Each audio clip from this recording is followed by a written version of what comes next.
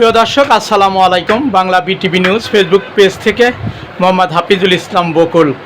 দর্শক, একটু জানিয়ে রাখি, পবিত্র ঈদ উল আজহা উপলক্ষে খোকসা পৌরসভার ৬ নং ওয়ার্ডবাসীকে জানায় আন্তরিক শুভেচ্ছা অভিনন্দন। দেখতে পাচ্ছেন আমাদের মোহাম্মদ কেসমত আলী কিসা শেখ, তিনি আমাদের খোকসা পৌর ৬ নং ওয়ার্ডে কাউন্সিলর হিসাবে তিনি সবার দোয়া ও সমর্থন চায়। তা আমরা তার কাছ থেকে আসলে জানার চেষ্টা করব যে হঠাৎ করে কেসমত আলী শেখ কিসা কেন এত বড় উদ্যোগ নিয়েছে। আমরা বিস্তারিত তার কাছ থেকে একটু জানার চেষ্টা করব, হঠাৎ করে তিনি কিভাবে এরকম উদ্যোগ নিলেন। আচ্ছা কিসা ভাই, হঠাৎ করে আপনি এই উদ্যোগ নিয়েছেন কেন, আসলে যদি একটু বলতেন। আপনাকে ধন্যবাদ জানাই। আমি হঠাৎ করে উদ্যোগ নিয়েছি যে আমার একটা জীবনের সফলতা ছিল যে আমি এতদিন দীর্ঘ সময় আপনাদের পিছনে শ্রম দিই, 2 টাকার পেপার বেচে খাই, মানুষের দ্বারে দ্বারে যাই, দেখি যে যারা আমার এই 10 টাকার ভুক্ত, যারা আমার কিছু কিছু গরিব আছে, এই গরিবকে নিয়ে আমি অনেক স্বপ্ন অনেক দিনতে দেখি। আমার বাপের নাম হলো কাশেম ডিলার, আমরা ডিলার পরিবারের ছেলে। সারা জীবন ধরেন আমার আব্বু দাতাগিরি করে গিয়েছেন এবং আমি যদি 2 টাকা যদি ইনকাম করি, আমিও এক দাতাগিরি সময় পেয়ে আসি। আমি যে উদ্যোগটা নিয়েছি 6 নম্বর ওয়ার্ডবাসীর, আমার যে সব প্রতিবন্ধীগুলো আছে, দেখেন কিছু কিছু ভাতা হয়েছে, কিছু কিছু হয় নাই।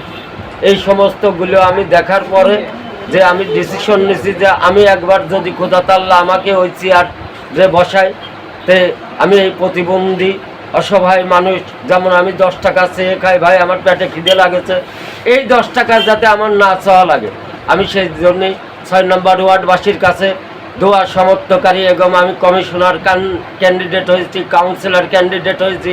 আমি গিয়েছি পৌরসভার মেয়রের কাছ, মেয়র আমার অনুমতি দিয়েছেন। আমি ইতিমধ্যেই সেই অনুমতি পেয়েই আমি মাঠে লেগেছি, মানুষের হাতে পাও জড়া মা বোনের কাছে ভিক্ষা চাচ্ছি। আমার একটা ভিক্ষা মানে উপর আল্লাহর থেকে আপনারা যে ভোটটা দেন, যদি মনে করেন যে এটা অসহায় মানুষ আমরা চালানি, তাহলে আমি ওই 6 নম্বর ওয়ার্ডবাসীকে অনেক খোদা আল্লাহর কাছে অনেক অনেক দোয়া করব যে আপনারা যাতে সুখী থাকেন, শান্তিতে থাকেন, আপনার পরিবারকে নিয়ে যাতে সুষ্ঠু জ্ঞানে থাকতে পারেন, আমার কথা যাতে সবসময় ভাবতে পারেন। আমি এই উদ্যোগ নিয়ে যাতে অসহায় মানুষগুলো আমার পাশে, এক সময় আমি রাস্তাঘাটে চলছি যে কিসা ভাই আমি আর এভাবে কিভাবে না খেয়ে থাকবো।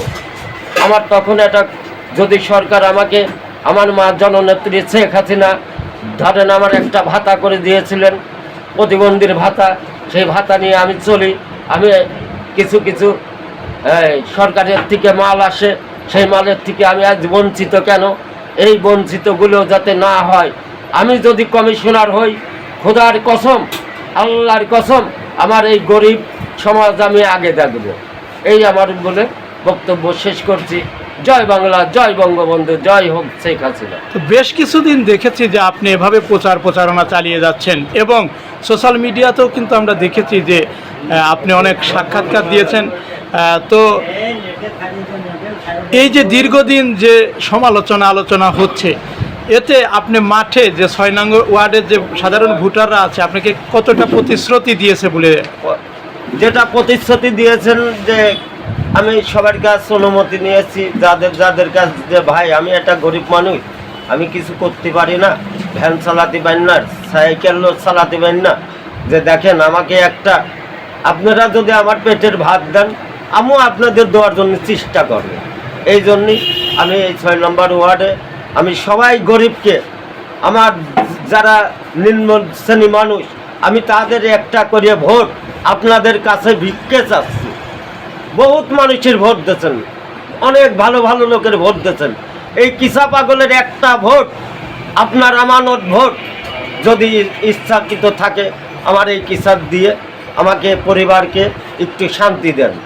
এই আমি আমার বক্তব্য শেষ করছি। আচ্ছা, আপনি যদি কাউন্সিলর হতে পারেন, সাধারণ ভোটাররা যদি আপনাকে ভোট দিয়ে নির্বাচিত করতে পারে, আপনি সাধারণ ভোটারদের জন্য কি কি করবেন আসলে আমার এলাকায়? সাধারণ ভোটার ধরেন এক জায়গা মারামারি হয়েছে, সেখানে কলযোগে একটা বিচার হচ্ছে, আমার স্যার যখন ডাকবে তখন আমি বলবো যে স্যার আমি 6 নম্বর ওয়ার্ডবাসী কমিশনার, এই ওয়ার্ডবাসী যদি একটা মারামারি করে এটা ছাড়তে হবে আপনাদের।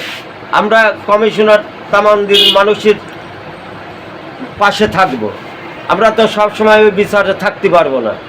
এই জন্যে আমার বিচারগুলো আমার যে সব ওয়ার্ডবাসীর বিভিন্ন রকমের নেট আছে, আপনারা আছেন, আমার বিচারগুলো আপনারা করে দেবেন।